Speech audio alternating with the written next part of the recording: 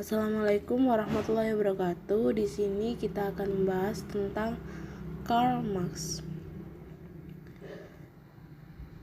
Yang pertama ada biografi singkat. Karl Marx lahir pada 5 Mei 1818 di kota Trier, wilayah tenggara Jerman yang saat itu masih menjadi bagian dari provinsi Rhine Hilir, Kerajaan Prussia. Ia dilahirkan dalam kondisi keluarga kelas menengah. Marx merupakan anak ketiga dari 9 bersaudara. Sampai usia 12 tahun, Marx belajar di rumah atau yang biasa disebut homeschooling. Kemudian, ia melanjutkan lagi selama 5 tahun di sekolah Jesuit. Sejak masuk kampus, Karl Marx mulai menunjukkan sikap rebelnya. Pada Oktober 1835, Karl Marx memulai sekolahnya di Universitas Bonn yang ada di Jerman. Ia termasuk aktif dalam kehidupan akademis kampusnya dan dikenal juga sebagai pemberontak. Dan pada akhirnya, sang ayah memaksa Marx untuk mendaftar di sekolah lain yang lebih serius, yakni Universitas Berlin, jurusan ilmu filsafat dan hukum. Disinilah Marx diperkenalkan dengan ilmu filsafat dari G.W.F. Hegel, yang merupakan seorang guru besar di Berlin. Meski awalnya tidak begitu terpikat dengan teori Hegel, Marx banyak terlibat dengan kelompok pemuda Hegelian yang adalah kumpulan mahasiswa radikal. Mereka biasanya mengkritik kemampuan politik dan agama kala itu. Pada tahun 1836, Marx makin menekuni ilmu politik, dan pada tahun 1843, Marx pun menikahi Jenny. Setelah menikah dengan Jenny, mereka pindah ke Paris. Di kota itu, Marx bertemu dengan Friedrich Engels, seorang penulis yang kemudian menjadi rekan dan sahabatnya. Keduanya banyak mengeluarkan karya bersama. Karya pertama mereka adalah buku The Holy Family atau Keluarga Suci yang dikeluarkan pada tahun 1845.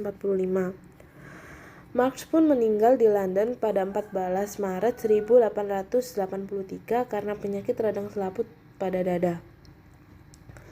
Ia dimakamkan di London dan hanya ditandai dengan batu sederhana. Kemudian pada tahun 1954, Partai Komunis Inggris mendirikan monumen besar yang dihiasi patung Karl Marx. Selanjutnya adalah karya-karya Karl Marx. Yang pertama adalah tesis tentang Feuerbach yang diterbitkan pada tahun 1845. Selanjutnya adalah Kemiskinan Filsafat yang diterbitkan pada tahun 1847. Selanjutnya, kerja upahan dan kapital yang diterbitkan 1847. Manifesto Partai Komunis yang diterbitkan pada tahun 1848. Upah Harga dan Laba yang diterbitkan pada tahun 1865, dan yang terakhir Kapital 1, Kapital 2, Kapital 3 yang diterbitkan pada tahun 1867 sampai 1894. Teori-teori Karl Marx. Yang pertama, teori konflik, yang kedua adalah teori kelas sosial, dan yang ketiga adalah teori sosialisme. Yang pertama, teori konflik. Menurut Karl Marx, sejarah masyarakat manusia adalah sejarah perjuangan kelas, yang mana melahirkan kelompok borjuis dan kelompok proletar. Kelompok-kelompok yang menyadari bahwa posisinya berada pada kaum proletar kala itu, mereka dengan sadar melakukan berbagai macam upaya pemberontakan terhadap kaum borjuis. Konflik antar kelas inilah yang kemudian melahirkan perubahan dalam masyarakat, yang menurut Marx saat itu kaum proletar akan memenangkan perjuangan kelas ini, yang kemudian akan melahirkan masyarakat tanpa kelas. Dalam perspektif Karl Marx, ia mengembangkan teori konflik dengan beberapa konsepsi, yakni konsepsi tentang kelas sosial, perubahan sosial, kekuasaan negara, di mana konsepsi-konsepsi tersebut saling berkesinambungan satu sama lain. Teori konflik ini kemudian memunculkan apa yang dinamakan sebagai perspektif konflik. Perspektif ini melihat masyarakat sebagai suatu yang selalu berubah, terutama sebagai akibat dari dinamika pemegang kekuasaan yang terus berusaha menjaga dan meningkatkan posisinya. Dalam mencapai tujuannya, suatu kelompok seringkali harus mengorbankan kelompok lain. Karena itu, konflik selalu muncul dan kelompok yang tergolong terkuat setiap saat selalu berusaha meningkatkan posisinya dan memelihara dominasinya. Karl Marx memandang bahwa teori konflik lahir dengan beberapa konsepsi, yakni konsepsi tentang kelas sosial, perubahan sosial, kekuasaan, dan negara, di mana konsepsi-konsepsi tersebut saling bersinggungan satu sama lain.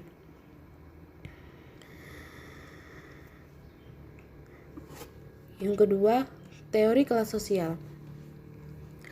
Menurut Lenin, kelas sosial dianggap sebagai golongan sosial dalam sebuah tatanan masyarakat yang ditentukan oleh posisi tertentu dalam proses produksi. Hal yang serupa juga dikemukakan oleh Karl Marx bahwa kelas berakar dalam hubungan sosial produksi, bukan hubungan dalam distribusi dan konsumsi. Menurut Karl Marx, pelaku utama dalam perubahan sosial bukanlah individu, tetapi kelas sosial dalam kelas atas dan kelas bawah.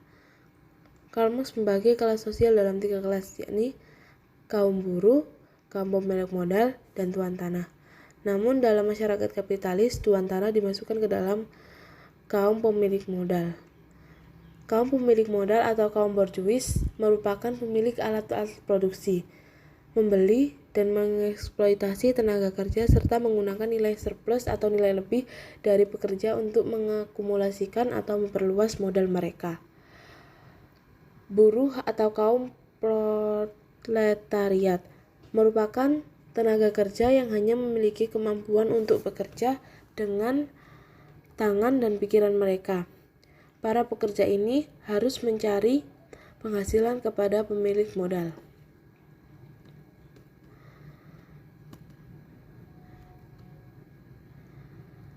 Dalam sistem kapitalis, kaum buruh dan pemilik modal memang saling membutuhkan. Buruh hanya dapat bekerja jika pemilik modal membuka tempat kerja. Pemilik modal membutuhkan buruh untuk mengerjakan kegiatan usahanya. Akan tetapi, ketergantungan ini tidak seimbang. Buruh tidak dapat bekerja jika pemilik modal tidak memberikan lapangan pekerjaan. Tetapi pemilik modal masih bisa hidup tanpa buruh karena ia bisa menjual pabriknya kepada orang lain. Dapat dikatakan bahwa kaum buruh adalah kelas yang lemah, sedangkan kaum pemilik modal adalah kelas yang kuat. Pembagian masyarakat dalam kelas atas dan kelas bawah merupakan ciri khas masyarakat kapitalis. Hubungan antar kelas tersebut pada hakikatnya merupakan hubungan eksploitasi. Yang ketiga adalah teori sosialisme. Pandangan Karl Marx tentang sosialisme bertentangan dengan konsepsi sosialisme yang diciptakan Fourier dan Owen, yang menciptakan dunia baru di mana setiap orang hidup bahagia. Karl Marx berasumsi bahwa konsepsi tersebut hanya angan-angan belaka, karena tidak menunjukkan jalan bagaimana mencapainya. Semua utopia atau impian belaka. Di sisi lain, Karl Marx sendiri selalu menolak memberikan gambaran sosialisme. Menurutnya, sosialisme ilmiah tidak dapat membuat resep bagi dapur umum di masa mendatang. Konsep sosialisme Marx memang lebih kompleks daripada filsuf lainnya. Tujuan sosialisme dalam pandangan Marx bukanlah membuat sesuatu konstruksi masyarakat dalam suatu sistem yang selesai bentuknya, melainkan menyelidiki suatu perkembangan sejarah yang melahirkan dua kelas yang bertentangan dan kemudian mempelajari betapa berpengaruhnya faktor-faktor kelas tersebut terhadap kondisi ekonomi masyarakat yang akan melenyapkan pertentangan tersebut. Sekian dari saya. Wassalamualaikum warahmatullahi wabarakatuh.